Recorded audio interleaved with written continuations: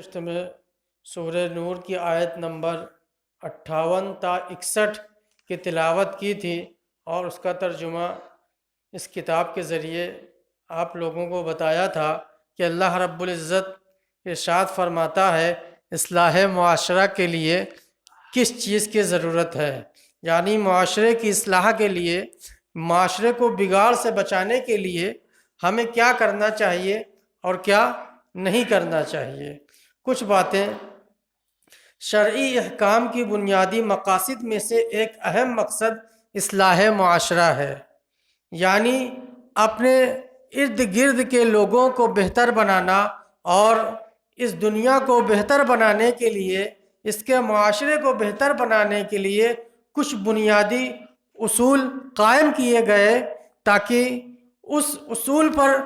قائم رہ کر معاشرے کو بگاڑ سے بچایا جا سکے، جس کے بغیر نہ معاش و معاشرت میں اعتدال پیدا ہو سکتا ہے اور نہ ہی انسان کو بے خوف و خطر اور پرسکون شب و روز میسر آ سکتے ہیں۔ یعنی وہ اصول، وہ ضوابط جو اسلام نے قائم کیے، اگر ہم اس سے انحراف کر جائیں تو ہمارا معاش اور معاشرت دونوں میں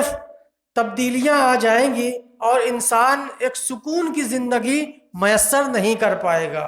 سکون تبھی میسر آئے گا جب ہم اسلام کے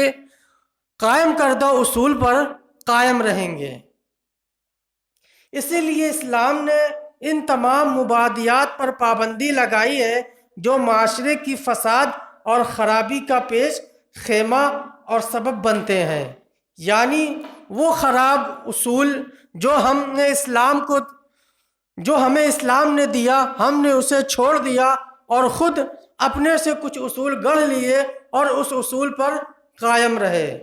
تو اسی اصول کی بنیاد سے اسلام میں جو بگاڑ اور فساد پیدا ہوا اور جو معاشرے کا جو حال ہے اس کے ذمہ دار ہم ہی ہیں۔ اس میں جو سب سے پہلا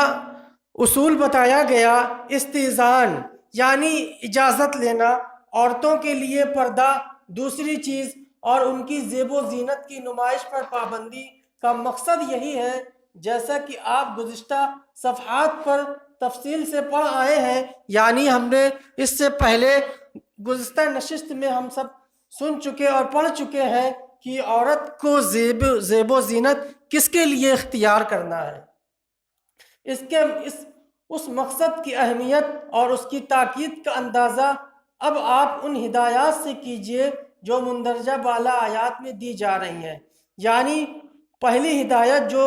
سورہ نور کی آیت نمبر 58 میں دی گئی ہے لوگوں کو، وہ ہدایت کیا ہے؟ بچوں کے لیے اجازت طلب کرنا۔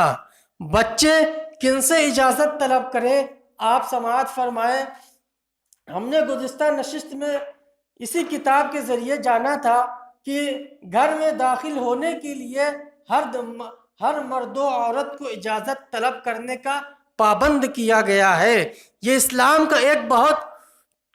قیمتی اصول ہے کہ اگر ہم اسے اپنے گھر پر قائم کر دیں تو ہمارے گھر بے پردگی سے اور بے راہ روی سے محفوظ ہو جائیں گے۔ یہ اصول تو بڑا چھوٹا سا ہے لیکن اس کے فوائد اتنے زیادہ ہیں کہ آپ شمار نہیں کر سکتے کہ اگر ہم نے اس اصول کو اپنے گھر میں قائم کر دیا تو ہمارا گھر کتنا گلزار ہو سکتا ہے، اور ہم نے اس اصول کو پس پشت ڈال دیا تو ہمارا گھر کتنا بے راہ روی کا شکار ہے۔ آج آپ دیکھ سکتے ہیں کہ ہمارے گھروں میں آج اس بات کی کوئی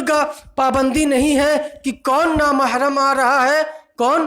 غیر محرم آ رہا ہے، کون محرم ہے، کس کو اجازت لے کر ہمارے والدین سے ملنا ہے، ان کے کمرے میں داخل ہونا ہے، ان کے کمرے میں بغیر اجازت کے کس کو داخل ہونے کی اجازت نہیں ہے، کس کو بغیر اجازت کے بھی داخل ہونے کی اجازت ہے۔ ان تمام باتوں کو انشاءاللہ ہم بہت ہی تفصیل کے ساتھ اس کتاب کے ذریعے سیکھیں گے انشاءاللہ آئندہ نشست میں۔ آپ وقت پر تشریف لائیں، انشاءاللہ ہم بھی وقت پر تشریف لائیں گے، تو دونوں لوگ اسی کتاب کے ذریعے ان تمام اصول کے ذریعے اصلاح معاشرہ کو بہتر بنانے کی کوشش کریں گے۔ وآخر دعوانا ان الحمدللہ۔